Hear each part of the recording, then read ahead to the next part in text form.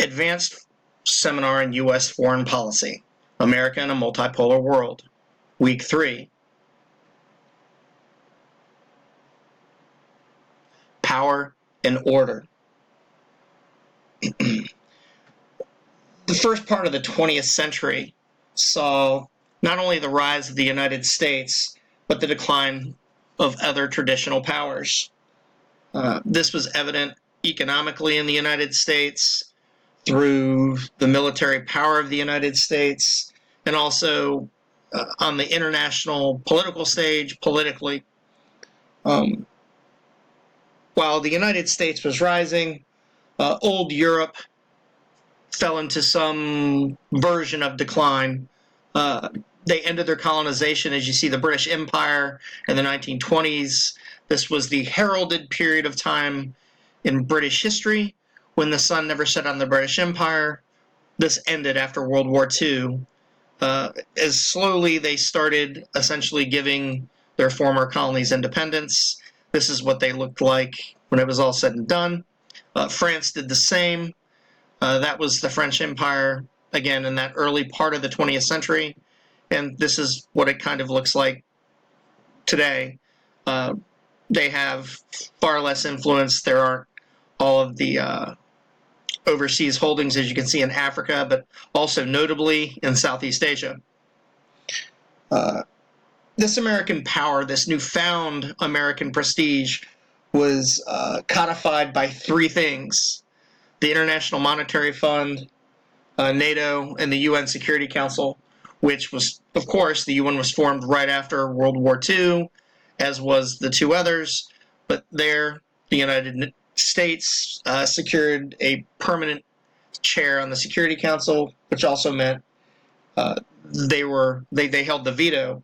Now, I also want to note, and again, this is to what many of us call the declinists in today's political dialogue. While many say the United States has lost prestige and lost power and lost leadership, the United States still largely runs all three of these. To a lesser extent, of course, the Security Council. The International Monetary Fund, your votes are handed out according to how much money you give. NATO, of course, the United States is the predominant military power there. And on the Security Council, the United States retains their veto power. Now, the second half of the 20th century saw a proliferation of international organizations, and many of them were regional. You had ASEAN, which is the Association of Southeast Asian Nations. You had the African Union. You had the Organization of American States over to the upper right-hand side, which the United States is a member of. And then below them, you see OPEC, and to the right on the bottom, you see the European Union. The end of the Cold War changed the role and power for many of these organizations. Without a bipolarity, without one of the two superpowers in place, many countries kind of referred back to these regional organizations.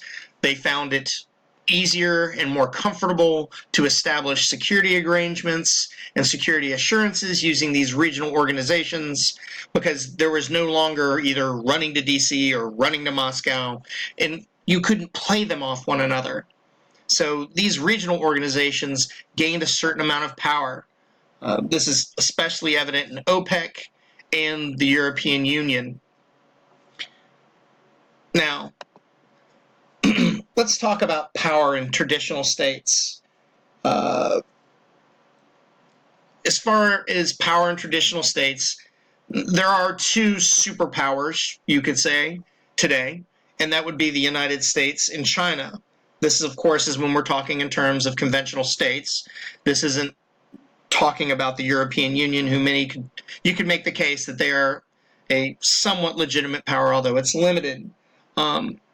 Both these countries, we have the predominance of nukes in the world. No one knows how many China has. They say 250. We don't know for sure. There are other nuclear weapons throughout the world. But there are different aspects of power. If you look at the biggest economies, of course, U.S. and China are right at the top. Japan, Germany, and the United Kingdom trail far behind. But this leads us to ask that if it's not nuclear weapons and it's not just economics, what is it? Well, now we start talking about the modern concept of power. And power in the modern age is largely made up of three things: mass, meaning people; economics, meaning, of course, your economy, and not just your domestic economy, but now with globalization, your standing internationally; and, of course, force, which is your military force. Again, take a look at these are the world's largest economies. You see the United States and China far ahead of all the rest.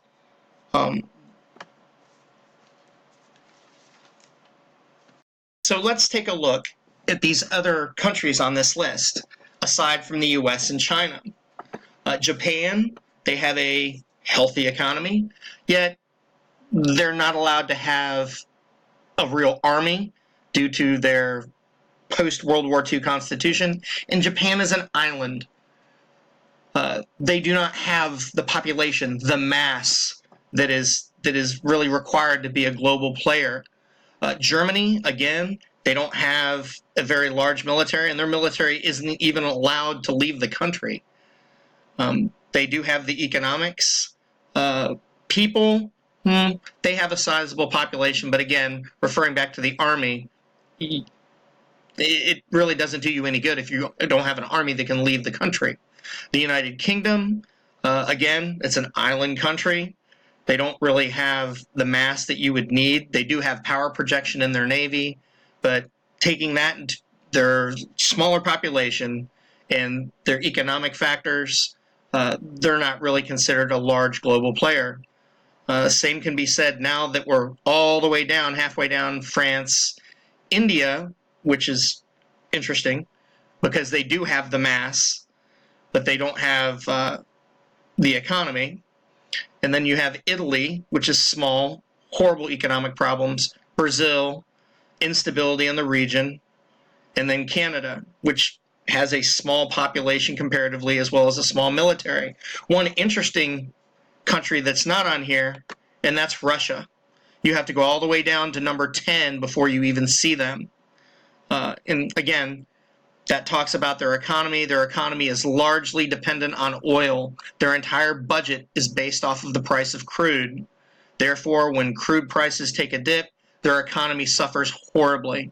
And also you have to remember that while Russia is large, that entire continent, or their country, is sparsely populated other than particular areas in the Far East and the Far West. So in looking at this, we can see two large players while the rest of the world trails behind. If there are any questions about this period in U.S. foreign policy or anything else, feel free to contact me.